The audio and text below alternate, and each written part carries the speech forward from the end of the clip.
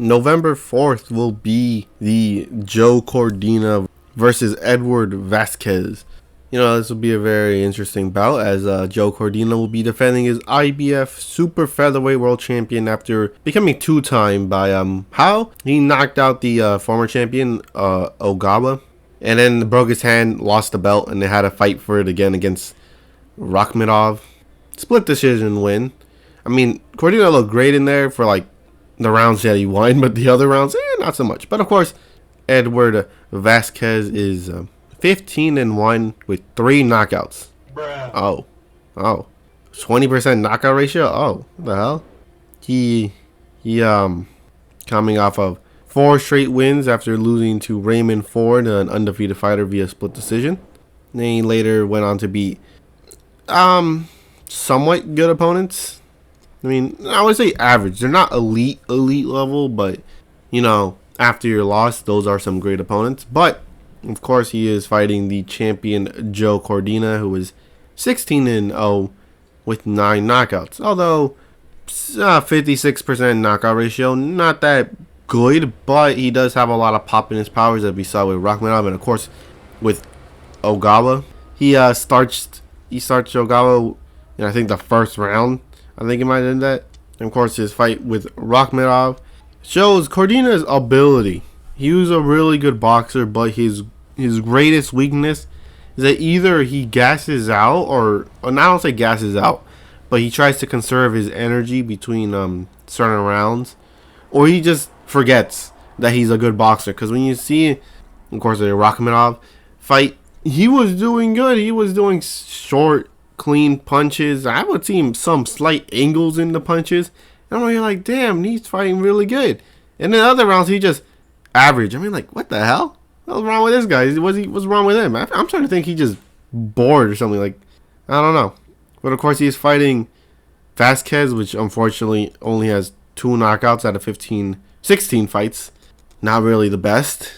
Not even average. You can't even say he has pop, because 20% is 20%. It's nothing. You can't say, oh my god, that's nothing. So do I give Vazquez a chance? No. I'm sorry, I don't. I don't give Vazquez a chance.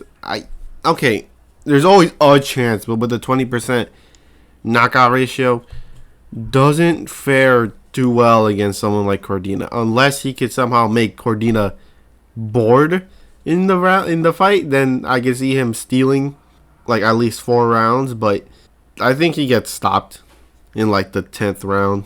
I think he could survive until the 10th round. But of course, that brings up the question after Cordina or Vazquez. Let's not say that there's a 0% chance, but after the fight, what should be next? I feel like they should unify. There's not really a lot of people in super featherweight that I know of.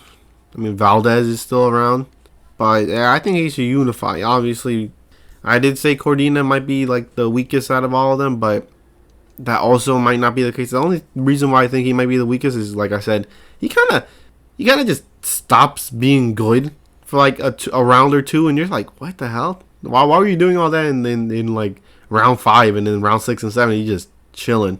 And in round 7, he does it. You're like, oh yeah, round 7, let's go. And then he does it again. Like, what? That doesn't mean he doesn't win the rounds, but still. But yeah, I think Cordina should unify with someone like Hector Luis Garcia. I think he should unify with someone like him. Probably should stay away from Navarrete, but Foster is also fighting this weekend, or at least past weekend at least. And I don't know who won, but he should probably not stay away from him, but I think he should be second in his hit list.